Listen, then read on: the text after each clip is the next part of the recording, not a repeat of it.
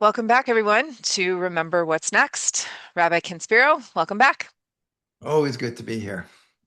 So, today we're going to dive into almost like a backroom topic, something that has been a theme of definitely, we could say the last few years, we could say the last, 7 decades, but negotiations, which everyone is talking about right now in the memorandum of understanding with Iran between the US and Iran, what's happening there.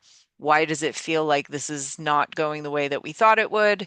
And how do we understand historically what it actually means to negotiate with a culture that's vastly different from your own? And how is it that Western world and the Eastern world, how do you talk to each other when maybe your negotiation tactics or your memorandums of understanding, so to speak, are coming from very different places? I mean, I can just say quickly from a coaching relationship perspective, if you have two people that come from different backgrounds, different families, different understandings of what it means to work something out. One family just yells until they figure it out, and the other family, has to be speak politely, otherwise there's no getting into everything. Those people are going to have a hard time figuring their stuff out with each other or talking about difficult conversations because one person's going to try to yell, the other person's going to try to shut it down. And now, how do you get there? So it seems to me that one of the things that you're pointing to is how do these two very different worlds talk to each other? So, where do we start with this? Right. So that's a great analogy, by the way. You have to kind of be on the same wavelength to be able to communicate. If one side is listening, the other side is just yelling, Right. you're not going to get anywhere. So, I mean, it goes to a really basic point that is not being talked about at all. And we're not talking about the Islamic ideology, which plays into it a little bit, but it's the much bigger discussion of how you need to understand another person's culture. This is in an interpersonal relationship when you're traveling around the world. This is in terms of doing a business deal in another country, if an American's doing a deal in Japan. And certainly on the macro scale, in terms of negotiations of any kind between countries, it's absolutely critical. And it seems to be a point that is being missed. I remember years ago, HSBC Bank used to have on the jetways going when you're going into the planes, the same image. I remember one that really stuck out was a guy sitting at a desk and his feet are up. So you walk in the room, you see his feet. Now, in Western culture, that's like this guy is relaxing. If you were to, God forbid, have an Arab sheikh walk into your office and you're sitting at your desk and the first thing he sees is the soles of your feet, I mean, that deal's off. Yeah. So it just shows you something unintentional can be Right. extremely damaging, and understanding where the other side comes from can be extremely effective.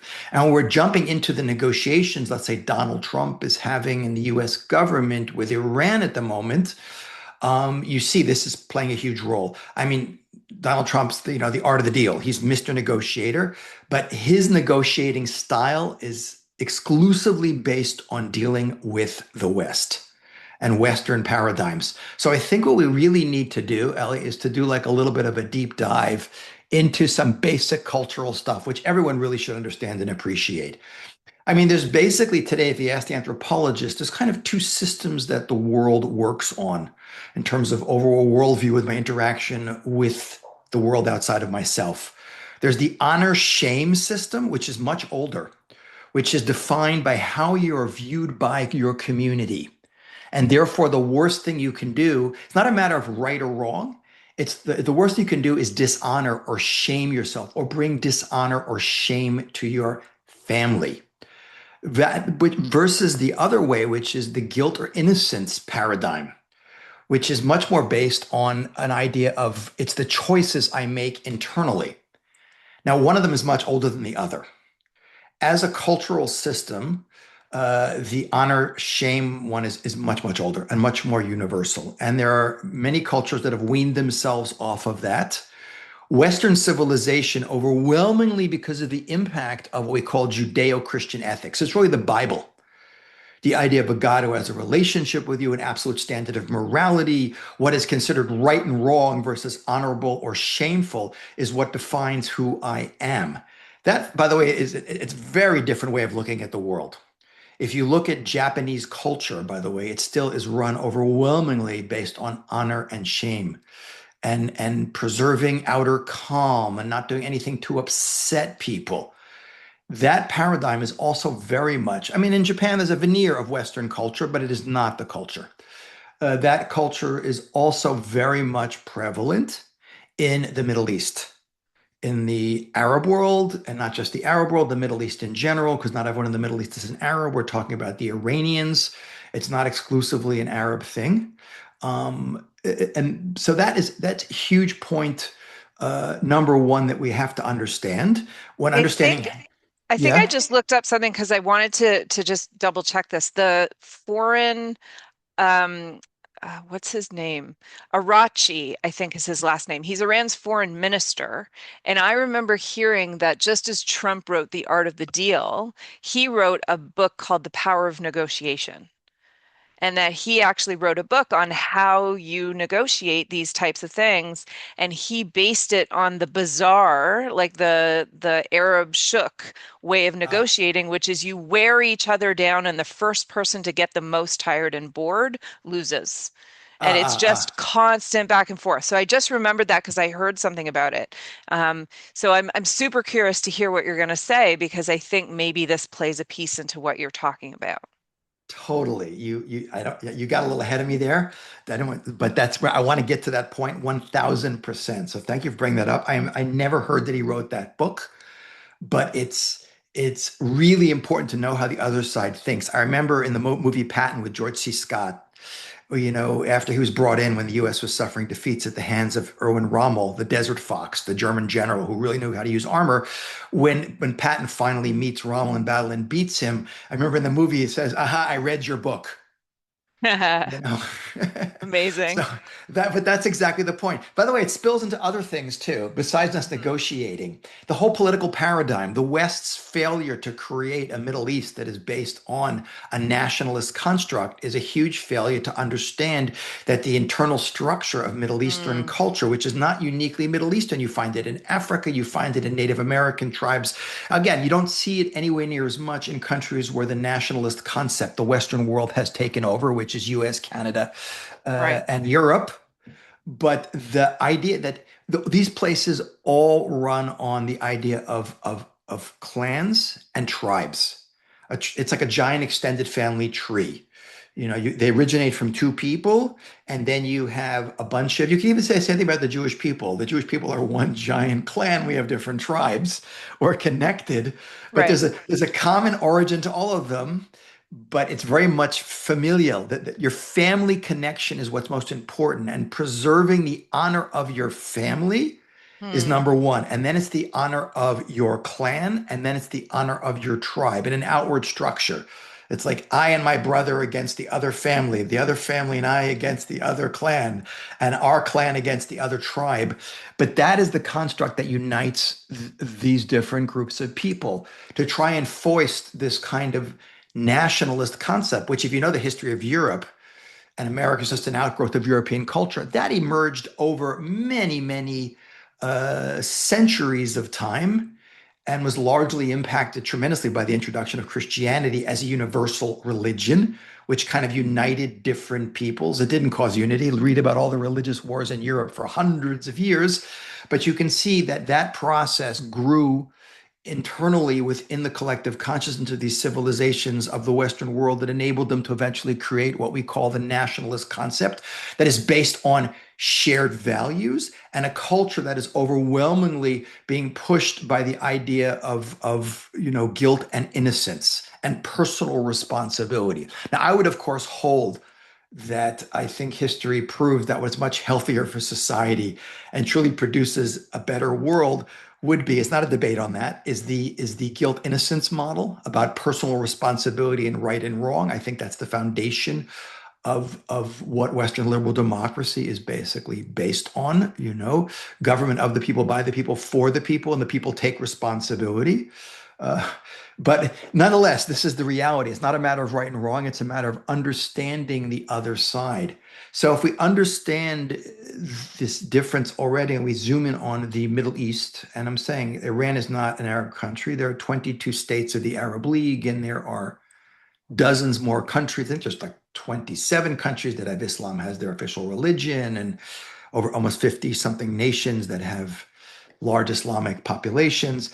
But if we look at uh, the Arab Islamic worldview, it is very much first and foremost a byproduct of what predates Islam, which is only 1300 years old, going back to the 7th century, which is this honor shame construct that is the byproduct of the nomadic Bedouin culture.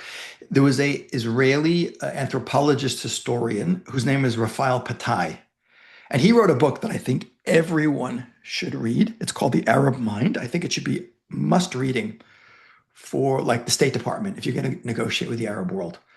And he basically, and once you understand this concept as the veneer of this honor shame thing, a lot of it makes sense. He says what drives this world, the Middle Eastern mentality, is honor shame. It's honor, power, and the sexual fidelity of women, keeping your woman pure and chaste and separate and away from sin. But it really is because you could say Islam is definitely very significantly affected theologically by the impact of Judaism and Christianity on its theological worldview, but that is blended very much with this cultural worldview that it comes from this honor shame society. And it's a game changer when you recognize this, because if honor is the number one thing that is driving you and shame is what you want to avoid, the best way to preserve that is through power. Power is your greatest safeguard to preserving your honor. Because when you are strong, you're on top. If you are beaten, if you are weak, if you are subjugated, these are dishonorable positions. So power is obsessive, and the projection of power is extremely important in these societies, avoidance of shame. And if shame occurs, if you embarrass or if you dishonor someone else, well, often you find in these cultures, you will have these blood feuds that will go on for a really long time. Tit for tat killing of each other because you have to restore your honor by taking revenge. Revenge is a huge part of these cultures. There can be mediation for sure. Restitution has to be made. You have to like sort of show yourself, you obsequiously fawn before someone. That's what the whole thing about bowing in culture is. You're showing, you're openly expressing your lower status and the other person's greater level of honor to you. That you see much more in Asian culture, like in Japan, the whole art of how low you bow and who bows to whom and what verb ending you use when you talk to people Yeah, is I think it also to me speaks to loyalty. Who do you have fealty to? Do ah, you have fealty to me? Are you loyal? Are you honorable? And also, all of those things point towards, can I trust you? Because I think that is the underlying piece of that. If you're not in my tribe, right? I trust my tribe and no one else. And if I can't trust you, how do I make a deal with you? And so it seems like all of those pieces of honor and fealty and loyalty and subjugation and are, can I trust you enough to make a deal with you? Because otherwise, why would I even deal with you? 100%, 100%. You can deal with those people, but once you're dealing with a person who you don't believe is honorable or whose worldview is different from you, that changes the terms. But once you're in one of these kind of feudal relationships, like you'd have in feudal Japan or in the Middle East with the sheikh on top, and it's a little bit different in the Middle East, not being loyal is a tremendous source of dishonor. In the Japanese culture, you see people committing Yeah, suicide right. because they are representatives of their Lord. They've dishonored their Lord in any way. They not only kill themselves, their whole family kills themselves. It explains, it's not a talk on Japan, but why these people never surrendered in World War II at a much lower number than other armies would surrender, because surrender was considered shameful and dishonorable.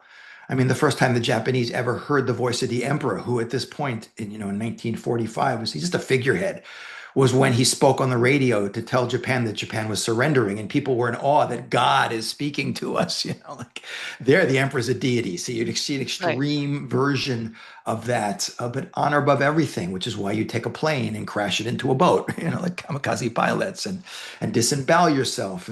But in the Middle East, it is such a huge thing. Power is gigantic. It's how you preserve your honor. It's how you elevate your honor from amongst your peers.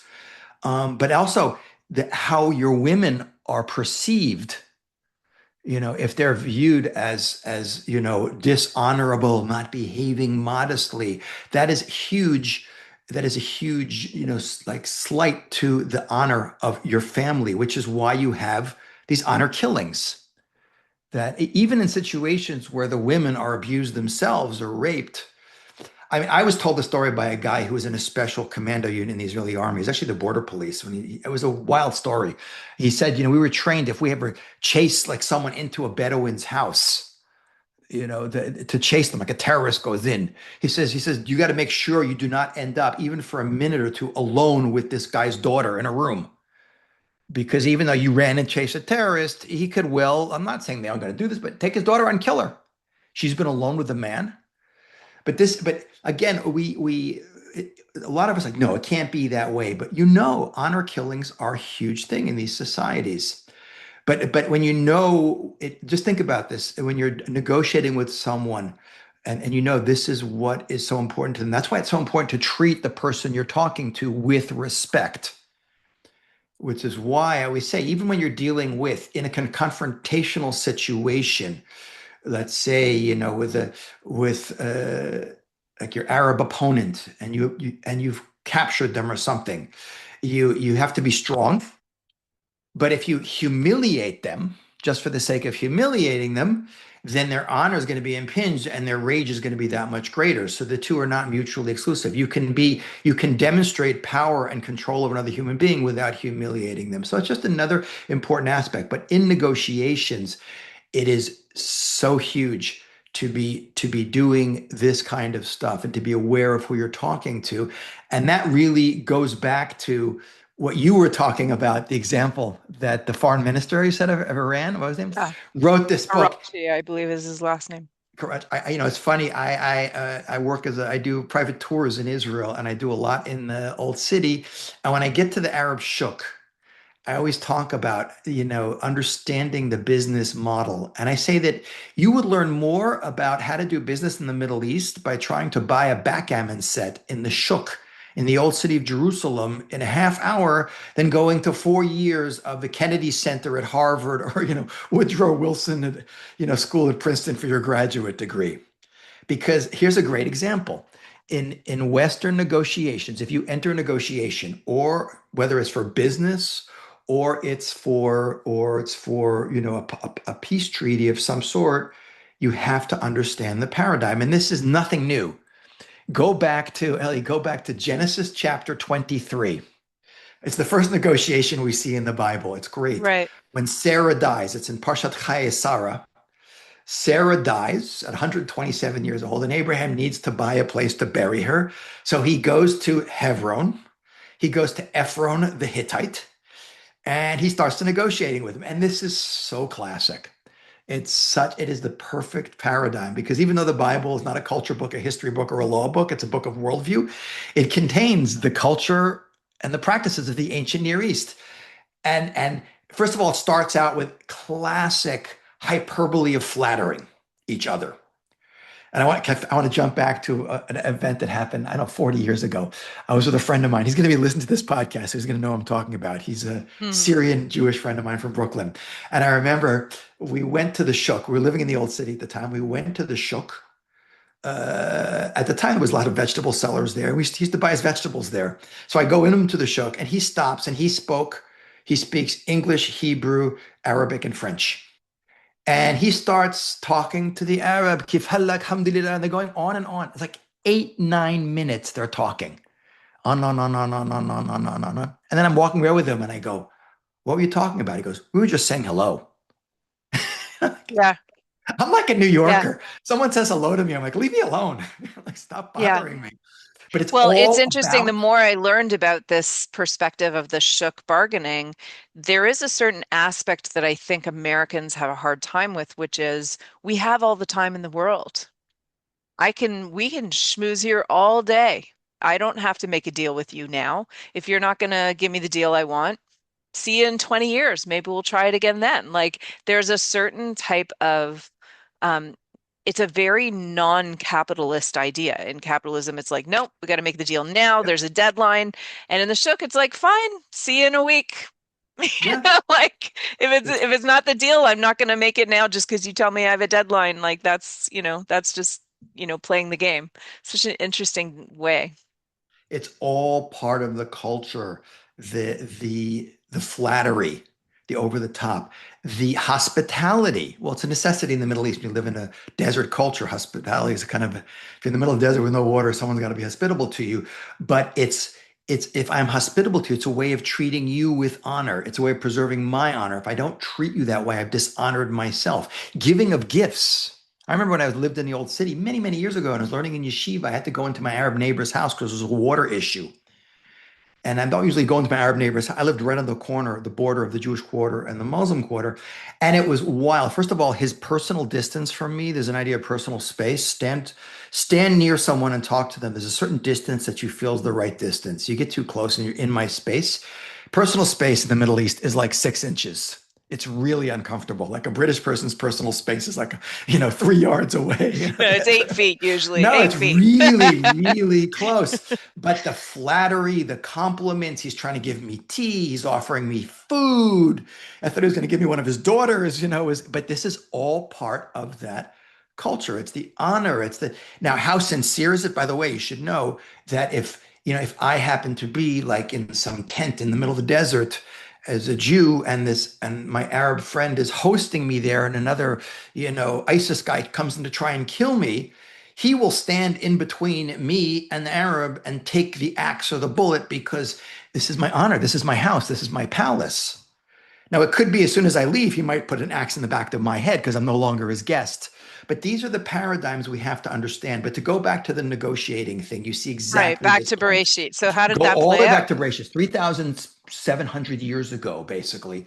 And you see, first of all, there's a tremendous amount of flattery and over the top, my lord, and obsequiousness. And then he says, and then they start the pricing. He goes, and what is 400 shekel kesef? 400 shekel today is like, 120 bucks or whatever. In the ancient world, it's like $40 million. And it says that Abraham heard, he heard. Remember, he's Iraqi. He's not Ashkenazi. He's not coming from Poland. He didn't just come from Target. You walk into Target and you're buying a suitcase and it says $40 on the suitcase. You don't go to the cashier, whip out 20 Right. bucks and start negotiating. They're gonna look at you like you're They call crazy. the security on you and everyone's like, you out of your mind? But if you walk into the shop, once you get past all the smiling and the hospitality, come to my store. I have special things just for you, special price, then they start the negotiating. And like you want to buy a sheshbesh set, a backgammon set. And he says, for you, my friend, special price. It's a beautiful set, handmade, $200. Now, if you are using the Western paradigm, you whip out the credit card, he swipes it, and he's laughing. But if you look completely disinterested, or you don't insult them, that's a piece of garbage. But now, like, what do you like? You just like make these crazy expressions of, are you out of your mind? You start handling, as we say, really. And you walk away. Every step you take, it comes down 10% in price. By the time you've gotten 10 feet from his store, the price is down to 50 bucks. And if you make the deal, then trust me, he's happy. They never sell at a loss. But this is how you do it. You can never come. And if we could just summarize this, Elliot, in Western negotiations, offering something up is a sign of good faith. In these honor shame cultures, especially in the Middle East, it's a sign of weakness. If you have power, you should be asking for more. And this is Right. huge, So huge, meaning huge. they're literally playing two different games. And if Totally, you try to totally. play the Western game in the Eastern Shook, or you try to play the Eastern Shook game in a Western store, nobody's going to understand each other. Exactly, exactly. but you could really lose big in a business deal. You can lose terribly big in negotiations. I've been saying literally for years, one of the biggest problems, and we just saw it now with what I think went on with J.D. Vance and with Witkoff and with Jared Kushner. And I've been saying this in Israel for years and years and years. Israel, the modern state of Israel, was basically founded by Ashkenazi left-wing secular Zionists. And they were the ones doing a lot of negotiations, not exclusively, but I'm saying half jokingly, if Israel had established in 1948 the official Arab negotiating team, which would have been made solely of Mizrahi Jews, like we'll take 4 or 5 of them. We're going to take one Persian guy. Those are the best. They're the best at deals. A Yemenite Jew, a Moroccan Jew, and an Iraqi Syrian guy. Like those 4 guys. Besides the fact that, first of all, they speak the language. That is such a huge thing. Watch Mordechai Kadar, professor at Bar Ilan University on Al Jazeera. Yeah. He speaks beautiful classical Arabic. I watch him. It is brilliant to watch him ripping. He understands their culture, understands how to talk to them, and they can't like translate his stuff to the audience. He's saying it loud and he understands exactly what they're saying. But you get people who speak the language, grew up in the culture, and know how to do business with them. I think that Israel's situation today would be dramatically different Mm. from what it is now. And I think today the same mistake is being made with dealing with like why are we sending in a bunch of white European based people to do negotiations? Okay, the Kushner family, they're business people, but again, they're coming in with a different paradigm. And we Right. also have to understand what's super important is if honor is really important, who is it most important to project my honor onto? My society, which is why you will get these cultures saying, you saw this, I saw this often with Yasser Arafat, what he says in Arabic, translated by memory, which was the news service that translates all the speeches to what they're really saying to their own population versus Yeah. he knows these people aren't stupid. They get us a lot better than we get them. They know that Westerners don't know how to negotiate their way. And they also get another big point that they don't have democracy. They're not under pressure for midterm elections and internal Right. politics and having to please their population. The opposite is true. By me staying strong and doing a tough deal, I preserve my honor and therefore the honor of all the people I represent, my country, my clan, my people. So it's the exact opposite paradigm. So they will play the long game and they will say, it's amazing. You see it so much in the what's been coming out the last week, 10 days of negotiations. What Iran says, ever since Trump uh, announced, all the things that Iran's going to agree to, and the Iranians didn't agree with any of it. We're gonna control the straits. We're not getting rid of our nuclear power. We're not getting rid of our missiles. You're going to pass reparations. We're going to be, and who are they projecting that to? First of all, they're kind of laughing at the West because they know that there's a little bit of desperation in the deal trying to be done here, like burnout. It's been going on too long. Midterms are coming, but they need to project to their own people, which is why even when Israel is blowing up everything in the U.S. and Iranians are launching lots of missiles that are all being intercepted, they're still making these dramatic videos of their missiles launching and they're lying openly because they control their media about what they've blown up because it all has to be about our honor, our honor, our honor. You can jump back, Ellie, to 1973 Yom Kippur War when Israel was caught off guard initially in a war that wasn't for its destruction, by the way. We now know that the Arabs never thought they could destroy Israel. They just wanted to get some land back to be in a stronger negotiating position. So the Egyptians breached the Suez Canal, the Bar Lev line on the eastern side of the Suez Canal, and they held on to it. They took over the Israeli positions, initially very successful. And then they ended up, both the Syrians and the Egyptians were losing big. Israeli armor was on the way to Cairo and Damascus. If it wasn't for like the Soviet Union jumping in, we're going to nuke you if you don't stop. It would, who knows? But so Egypt lost that war. Israel suffered badly, but we won the war definitely. But I didn't check. I didn't check. But until recently, and maybe still, Egypt still has a victory parade celebrating our victory in 1973 because Amazing. initially we beat them. They had humiliated us in Mm. 67. The Arab world was humiliated by teeny Israel in 6 days, trashing three Arab armies and tripling its territory, suffering minimal damage. This was very dishonorable, very, very bad. So you could see how much Well, I think internal consumption. we Yeah. even see that with like Hamas will never admit they lost. Hezbollah will never admit that they lost. They will never say that publicly. In fact, they'll go on and tell everybody what an amazing job they did and the fact that they survived, and they'll keep fighting to another day, which I think also speaks to, like, first of all, Iran will never say that they made a deal. They'll say we won. Right? We deterred the United States. We are the ones who ended up getting everything that we wanted from this deal, and that's how they'll make a deal, even if they didn't necessarily get everything that they wanted. I think it's really interesting. You can't go by the narrative, but it also seems to me that they're always playing the long game.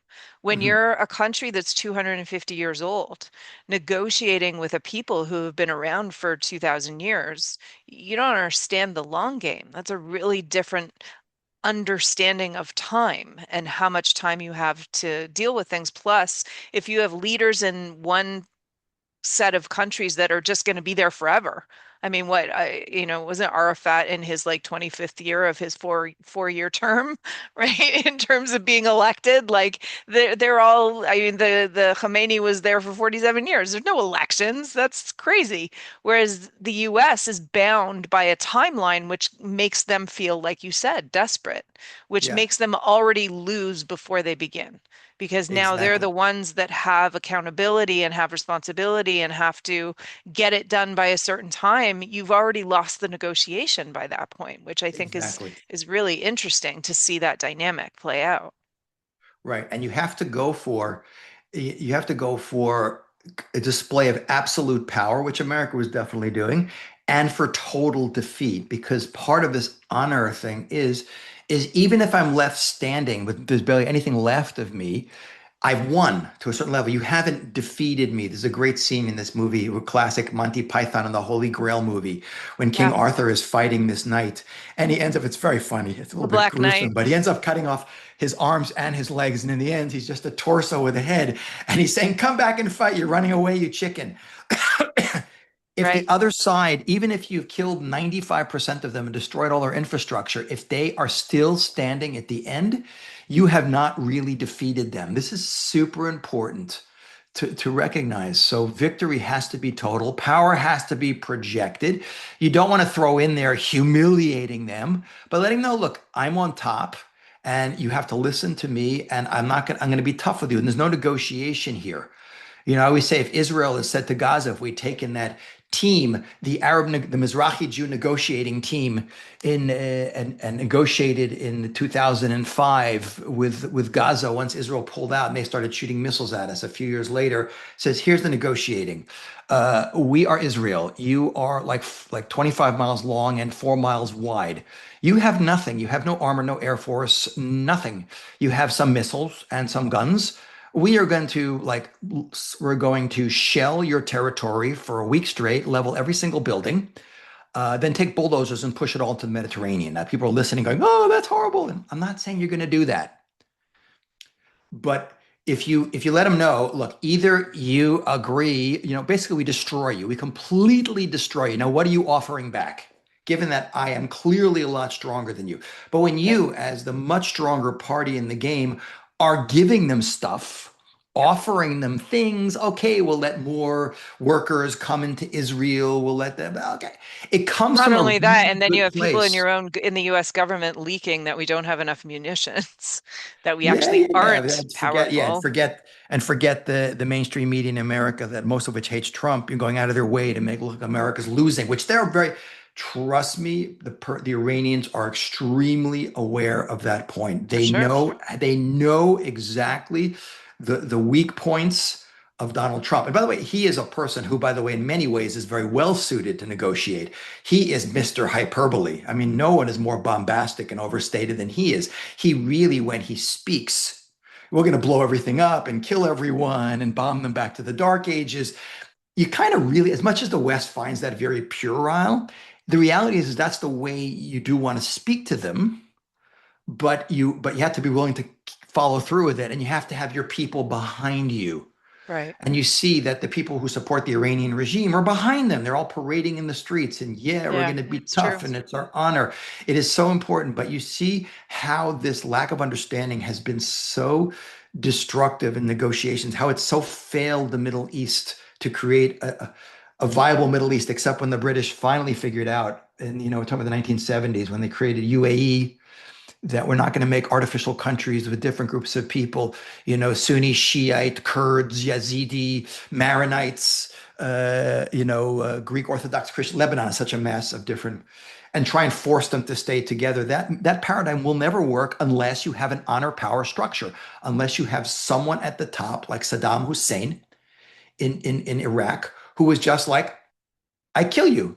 Get in line or I kill you. He's the only way that country stayed together is you had one guy in power who, of course, elevates his tribe, clan, or religious group above others.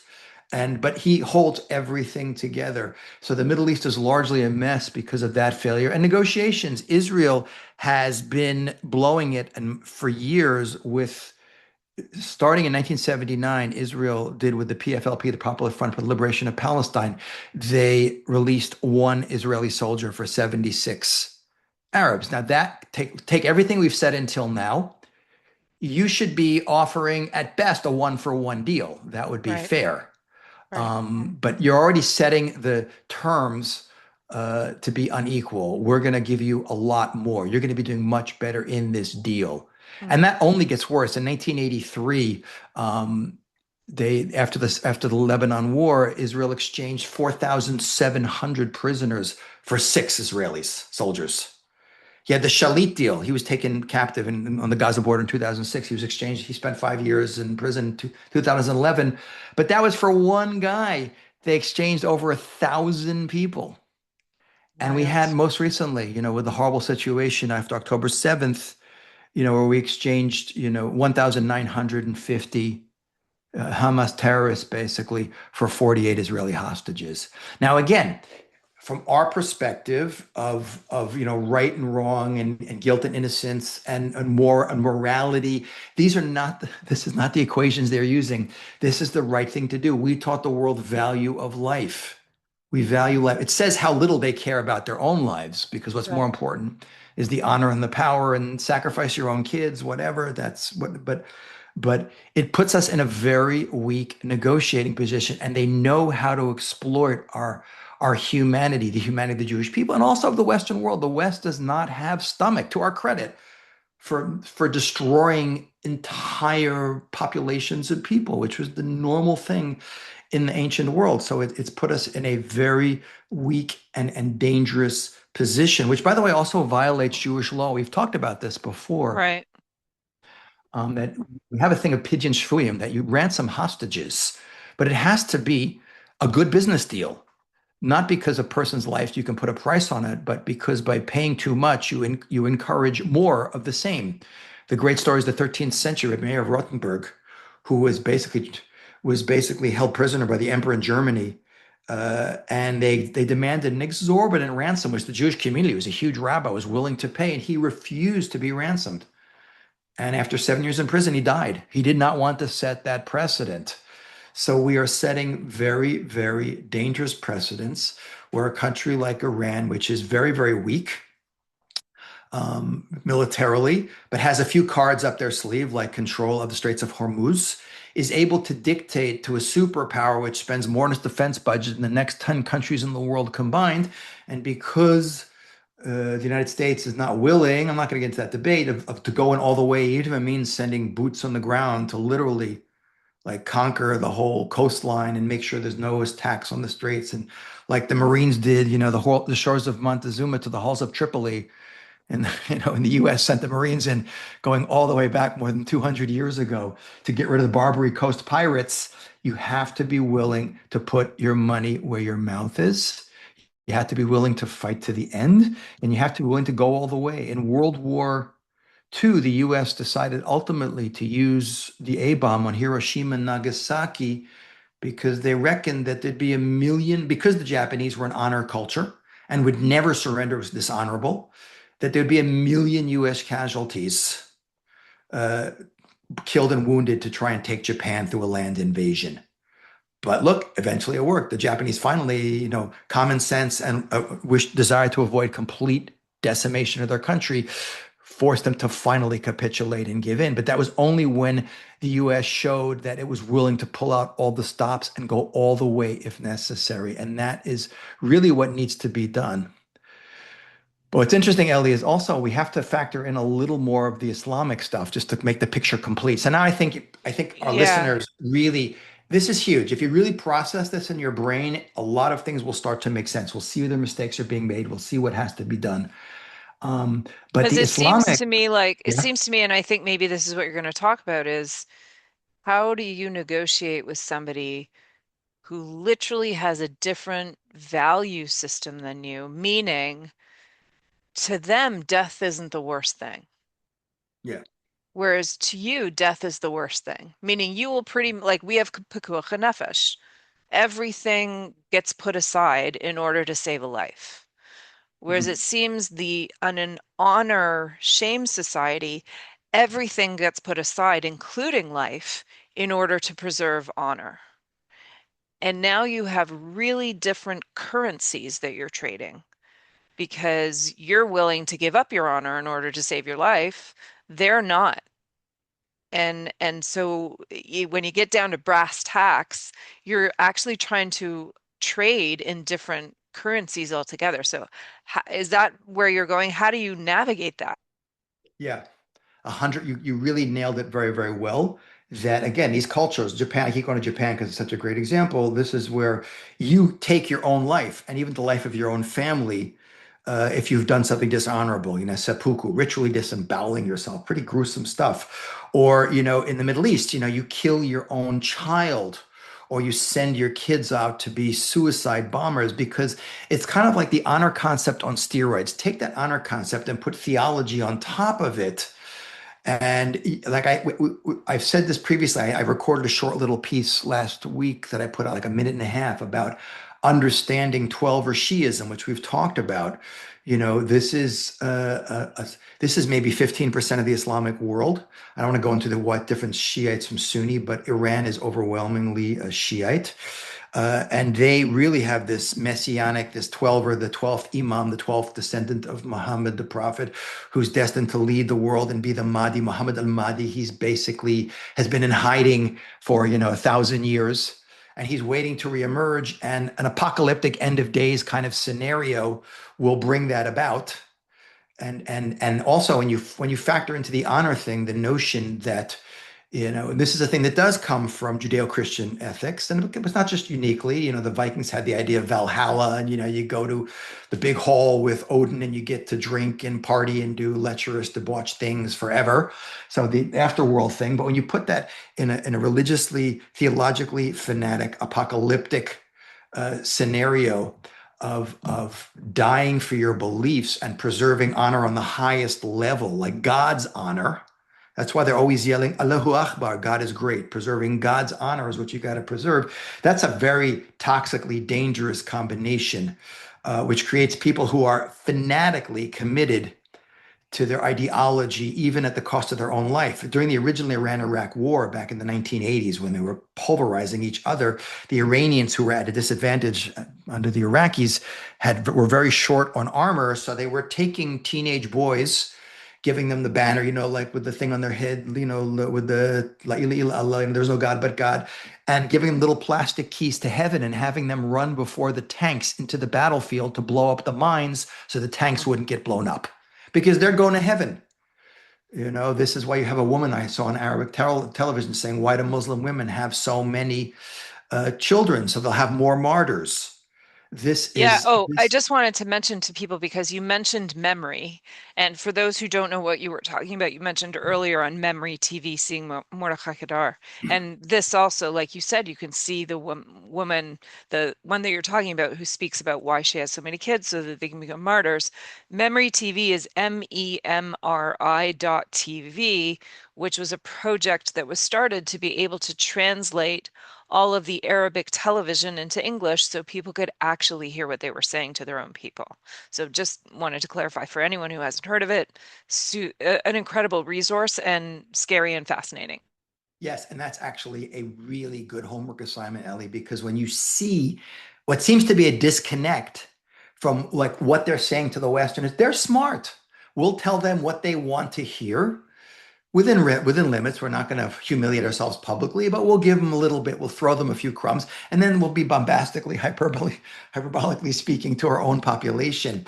But besides kind of supercharging the honor thing with the religious component, which makes it that much more toxic and dangerous, and would push these people to an end of days scenario that even like the Japanese did not want to pursue that one. In the end, they gave up.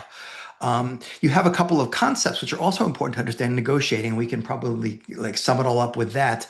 You have an idea in Islam called taqiyya, which is a concept that comes from that the strict understanding of the concept as a Muslim is to allow to be deceptive about his religious ideology to preserve himself. It goes back to the early years of Islam when Muslims were undergoing persecution, early Islam at the hands of non-Muslims. You could lie, I'm not a whatever. You could say different things to basically save your life. It has been understood more broadly, and it's a big debate amongst Islamic scholars that it can be used more broadly to lie in negotiations with non-Muslims. Generally speaking, Islam does have a concept of honesty in negotiating, but it definitely is a certain level of differentiation between dealing with your fellow Muslims and other people, even though there are definitely statements in the Quran, Islamic law, that you're supposed to be honorable in negotiations with everyone. There are certainly opinions that allow you to do otherwise, just as there have been famous fatwas issued by Islamic clerics. Those are like proclamations about Islamic law, whereas Islam generally does not allow the targeting of civilians. There have been a couple of very famous fatwas issued by big Islamic clerics allowing suicide bombers to target specifically Israeli civilians, women, and children. And the logic is they're all Zionist occupiers who are oppressing our people, so they all deserve to die. So you can't just throw that idea out there. But it's important to understand there's a certain level of deception that is also allowed. Or because you're not into direct communication, and because you like to dance around the issue and you don't get this. And the British don't do it so much either. Americans are the most direct people. Americans, what's in the brain is out the mouth. In Arab culture, you never say what you think. You could be totally flattering someone you despise because it's how the culture works in terms of honor. You don't want to dishonor them, but I can't stand you. So when you have that difference, they'll say any number of things that might seem nice and conciliatory, and they might really not mean it. But the other thing to throw in, which is another thing people should do their homework on besides Taqiyya, is the Treaty of Hudaybiyah. So the Treaty of Hudaybiyah was signed when Muhammad fled in 622 from Mecca to Medina to escape persecution from the clan of Quraysh, from the tribe who were the tribe that was running Mecca. The tribe was running Mecca. He went to Medina and set up his power base in Medina. And then in the year 628, 6 years later, he signed a 10-year peace treaty called the Treaty of Hudaybiyah, which was signed at, I would say, unfavorable conditions from Muhammad versus the people of Quraysh, who were much, much stronger. 2 years later, the treaty was violated. He ends up seizing Mecca, and that's it. And he takes over, and then Islam expands dramatically. But the idea is that you can make a treaty, which might not seem necessarily the most honorable, best business deal, because it's a good strategic move when you are weak and you're underhanded. So make a deal that will enable you to survive and rebuild your strength or become stronger. And then when you are stronger, okay, the treaty expires, you find a pretext to violate it, which Muhammad does do, and then you can seize control. But meanwhile, you bought yourself time. When the Oslo Accords were signed, Yasser Arafat used to say in Arabic, look at memory, he would say, my treaty with Yitzhak Rabin and Oslo was Hudaybiyah. We're weak. They're allowing us to come in the country. They're giving us some like long guns, some AR, so giving us some AR, whatever, 15s and some AK-47 guns. And we don't have really an army. We have a police force, but establish our position. We'll get whatever we can get through lying, through buying time. We'll buy ourselves time. And when Israel is weakened, we'll get them to slowly give us stuff. And when we are stronger, we will then go on the offensive against them and take physically by force what we couldn't take previously.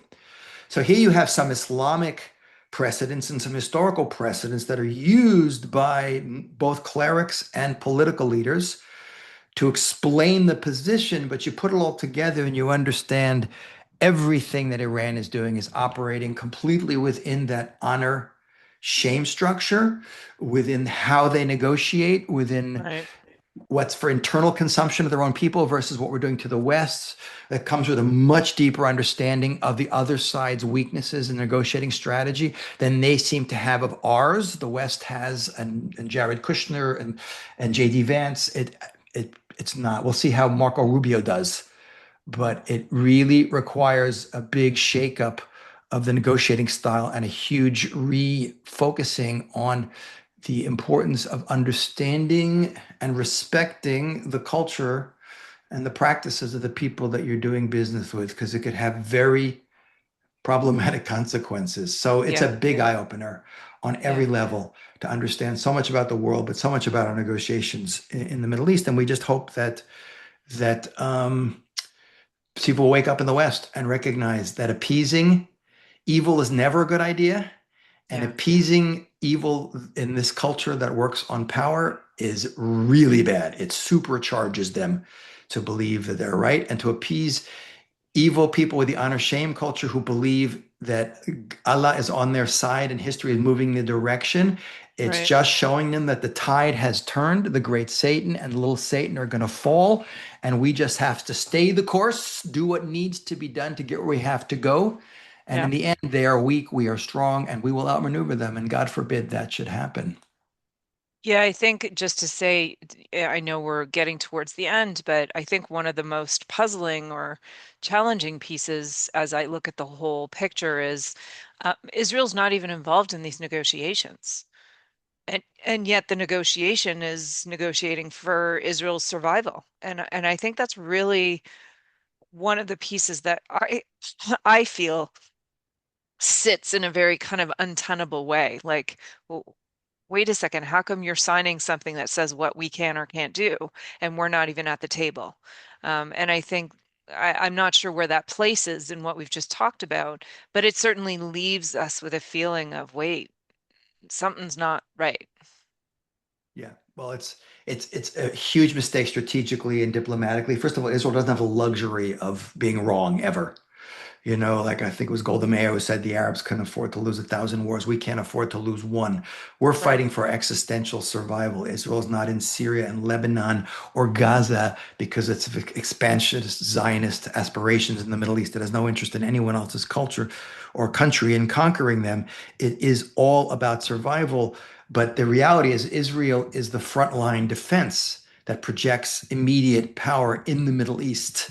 It's right, kind of like the I would hate to use the pawn in a chessboard because this was much more than a pawn, but it's that first piece in the battle line that is out there doing the fighting. But when they're being out to be offered up, kind of, and that's what's kind of happening by telling Israel it can't defend itself. It's America is offering up Israel's defense and survival as a as bargaining one of the chip, which is bargaining chips, merely, right, sorry, which is extremely bad negotiating skill.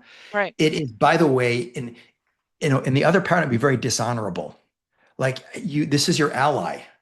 You have is it these arrangements like feudal systems were based on honor too, and even in medieval Europe, you had loyalty. Honor was right. above everything. You have loyalty to your ally. You don't offer them up. You say, "I and my ally against you guys," and Uh, you have to be able to Also, the unequivocally say, Americans can't back that up because Israel's not going to let themselves, lie down and just disappear. They can't hold by that agreement. So they're offering something that they can't deliver on. exactly. And it could be a very, if the Iranians hold their course, and they're smart, they see that Trump is really kind of desperate for negotiation of some sort. And if they can continually connect what's going on in Iran, Trump should just say, like, Estuk, like in Arabic, shut up. I'm dealing with you. Okay, this is you. You leave them out of this. I'm not interested in talking about it. You have, that's the way you have to say it. Just be quiet and pay attention to me. But to offer up Israel and put pressure on Israel is a dream scenario for Iran, which is desperately trying to preserve its Hezbollah proxy to keep Right. Israel surrounded by threats, which has lost most of Hamas has been basically, neutered. Syria is kind of out of the picture. Iraq is like, okay, the Houthim with wearing their pajamas and slippers and shooting a couple of missiles, but Hezbollah is their biggest proxy they put the most into. So it's the worst possible on every level in terms of negotiation, in terms of Israel's situation to drive that wedge and to make Trump, and they understand Trump's ego to have him like, Bibi, you're making me look bad. And if Trump has an Achilles heel, it's his ego. That is really, he tends to be pretty ideologically consistent, in my opinion, on a lot of things, make America great, whatever. But he does not like to be wrong, and he does not like disloyalty, and he kind of works on his own honor power thing in a certain way, his Yeah. own sub. But it's interesting. Yeah. That's a whole nother discussion. But right, it's a very dangerous situation we're in. And you notice Bibi is treading on very thin ice while saying we cannot possibly pull out now. We can't be. The reason why we're fighting these endless conflicts in asymmetrical warfare with terrorist armies that surround us is because we are never being allowed to win, because our one real ally, America, the one we can count on, that we need to back us up internationally to prevent isolation, whatever, yada yada, is equivocating on their support for us, It and also they're it also equates Hezbollah and Israel as if they're both proxies of the two powers that are negotiating, right? As if like we know Hezbollah is a proxy of Iran. Israel is not a proxy of the US. It is a little bit in certain ways, but it still exists for its own thing. Like it makes it as if they don't come to the table because the grown-ups are speaking. Like it's a very strange way of first of all, no one's talking to Hezbollah or asking them to do anything, which is just wild to me. Yeah, exactly. But they're allowed to do. That's the double standard that is created, by the way, by guilt-innocent societies in the West. The honor power societies don't have that guilt. They don't feel that same moral so it's the irony is these societies out of which these values came that created this very different world is trying to negotiate with this honor shame society is actually shooting itself in the foot by taking the almost obsessing on the guilt innocence thing, taking it out of its context, and not really understanding it properly, and understanding who's good, who's bad, what's right, what's wrong, and actually undermining its own position of power out of a worldview which comes from this whole kind of Judeo-Christian value system, which has kind of gotten a little off center. So it's a very dangerous period of negotiations we're in now. We will see how it plays out in the next few weeks. Let's hope Marco Rubio does a good job and America stays the course and stays tough, and Israel's not offered up as a sacrifice on this. But we'll have to see in a couple of weeks. But most importantly, I really, really pray that the leadership of the West, and especially the United States government, is able to really understand this paradigm, to understand that it's not about what I want and how I think, it's to understand what the other side wants and how they think. And then we can possibly have some sort of real negotiation there when we understand where the other side is coming from and what's really at stake. I mean, yeah, awesome. This was super helpful. I think it's really helpful for us to understand what we're looking at because it often, when we look at the news today, it just feels like we're just living in the upside down. So, yeah, hopefully we'll get a better sense of who we're dealing with. Thank you so much, Rabbi Ken Spiro. Thank you. Thank you so much, everyone, for listening. Please, just as an extra mention, I know people know this by now, but we do have this Ko-fi set up, Ko-fi.com/remember what's next, as a way for people who ask us on the regular, how can we support what you do? This, as we've said before, is really a labor of love. And so if you want to help us continue to do this, to expand our reach, to be able to potentially bring on more guests, and to continue to have these conversations, we love getting all your emails and your comments and all of the things that you send to us. But please go ahead and give us a like or a share or subscribe, or check out our Ko-fi page to support the work. Thank you so much, Rabbi Ken Spiro, as Thank always. you. Thank you to everybody for joining us.